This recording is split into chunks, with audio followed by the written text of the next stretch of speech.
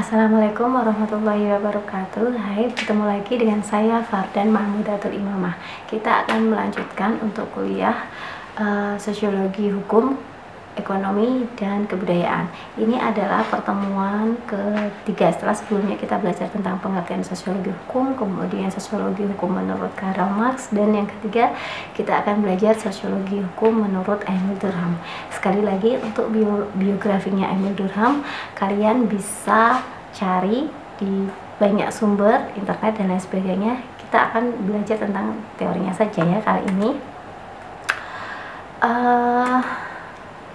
Sebelumnya saya ingin disclaimer dulu. Penjelasan saya ini saya belajar dari Michael Clark, dari artikelnya berjudul Durkheim Sociology of Law. Anda dapat mengaksesnya di jurnal British Journal of Law and Society yang diterbitkan tahun 1976. Wah, lama sekali, tua jurnal ini ya, lebih tua daripada umur saya sendiri. Kemudian, sebelum ke pengertian sosiologi hukum menurut Emil Durkheim, sebenarnya saya harusnya menjelaskan dulu tentang yang disebut dengan secret solidarity menurut Durkheim, atau kadang disebut juga dengan secret society. Biasanya saya menjelaskan di mata kuliah antropologi agama atau sosiologi agama tentang secret society ini atau secret solidarity ini. Apa yang dimaksud dengan secret solidarity ini? Ini adalah gambar dari ritualnya masyarakat Sunda Wiwitan di Kuningan, Jawa Barat ya. Kemudian ini adalah biasanya kata yang paling penting dalam menjelaskan, atau konsep yang paling penting dalam menjelaskan secret society atau secret solidarity itu adalah kata sakral. Ini adalah gambar tentang ritual Sipahalima, masyarakat suku Batak di Sumatera Utara. Mereka penganut agama Parmalin, atau mungkin kita menyebutnya kepercayaan Parmalin, yang biasanya diselenggarakan setahun sekali pada bulan kelima kalender Batak. Biasanya acara ini adalah sebagai bentuk rasa syukur terhadap Tuhan dan untuk mengingat kepada leluhur. Lihat gambar ini, orang-orang berdatangan dengan menggunakan ulos atau kain adat masyarakat Batak ya. Mereka datang dengan pakaian yang sudah ditentukan, dengan cara yang sudah ditentukan, sesuai dengan ritual atau adatnya, sesuai dengan apa yang diajarkan oleh nenek moyangnya gitu. Sakral ini kalau Anda menggunakan bahasa agama atau kalau Anda terjemahkan mungkin seperti kata suci dan lain sebagainya, sesuatu yang berhubungan dengan Tuhan atau sesuatu yang berhubungan dengan keramat gitu ya.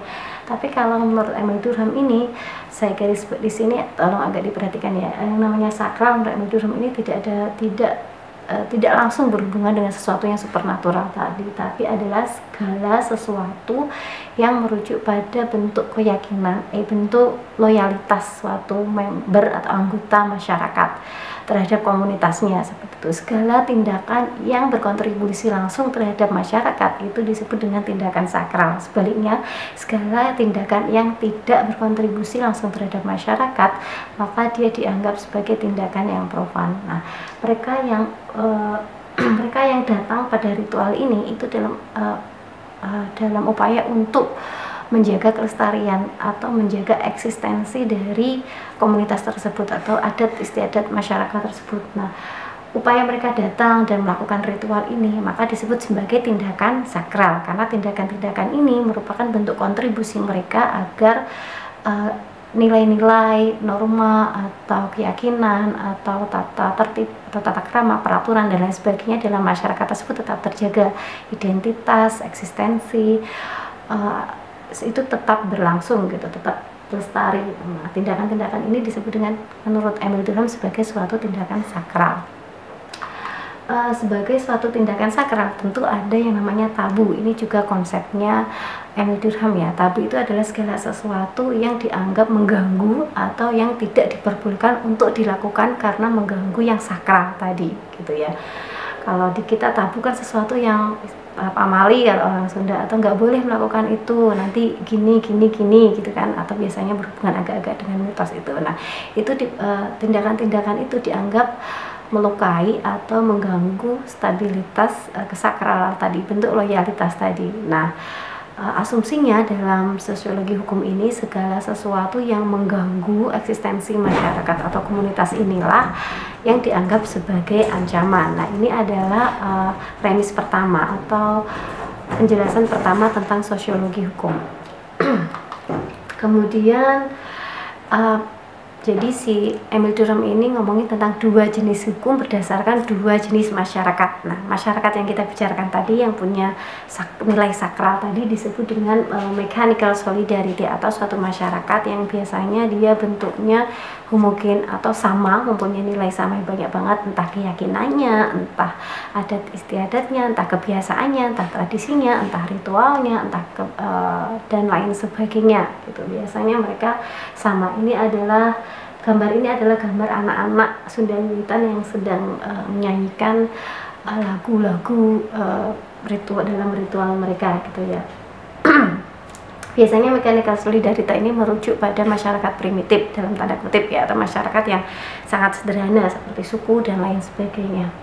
Kemudian ada juga yang disebut dengan organic solidarity. Nah, ini biasanya merujuk kepada masyarakat modern yang lebih kompleks, yaitu di mana masyarakat itu terdiri dari lebih beragam jenis manusia. Jadi mereka biasanya kata yang digunakan itu adalah division of labor, atau pembagian pekerjaan. Setiap orang punya skill masing-masing, punya kepemilikan masing-masing, punya perbedaan pekerjaan masing-masing. Nah, jika Anda ingin bertahan dalam masyarakat tersebut, maka biasanya Anda melakukan barter, atau Anda harus memiliki hubungan saling menguntungkan gitu, biasanya entah dengan menggunakan jual beli, atau menggunakan jasa, atau dengan bekerja membayar orang dan lain sebagainya.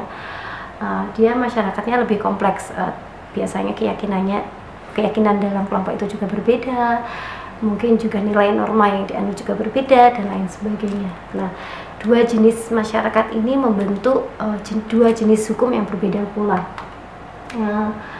Atau misalnya adalah consequence structure of mechanical solidarity. Maka biasanya tadi kan mechanical solidarity kan masyarakat yang sama ya, masyarakat yang anggotanya itu sama. Maka ancaman yang pertama adalah deviant action, atau segala sesuatu yang menyimpang dari kepercayaan, keyakinan, tradisi, ritual, atau sesuatu yang sakral tadi dari satu masyarakat. Maka bentuk hukumnya adalah penal law atau repress law.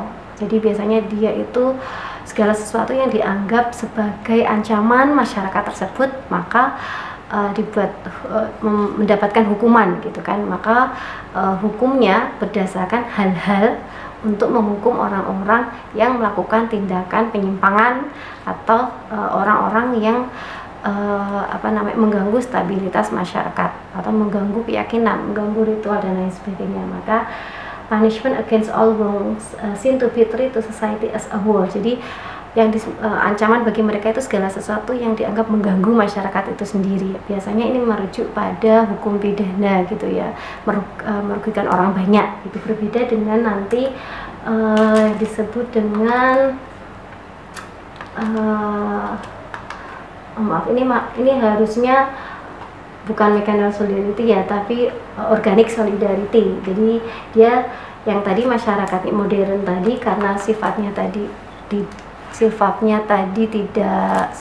tidak sama atau beragam, maka ancamannya tidak lagi sifatnya represif, tapi restitut, atau mengganti rugi gitu. Jadi hukum adalah saat kamu melakukan kesalahan yang merugikan orang lain gitu. Jadi sifatnya lebih ke kayak hukum perdata yang berhubungan dengan hak-hak, kamu melanggar hak-hak orang lain gitu, kamu harus mengganti rugi dan lain sebagainya.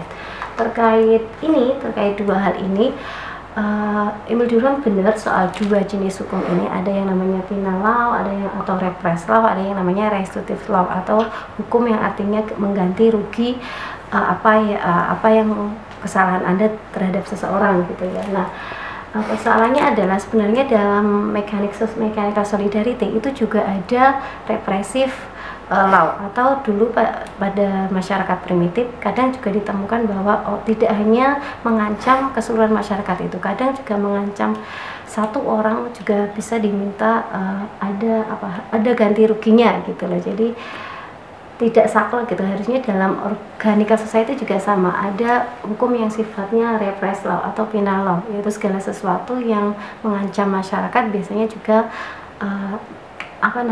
mendapatkan hukuman gitu. Jadi tidak saklek kalau mechanical solidarity harus penal laws, atau kalau organical solidarity harus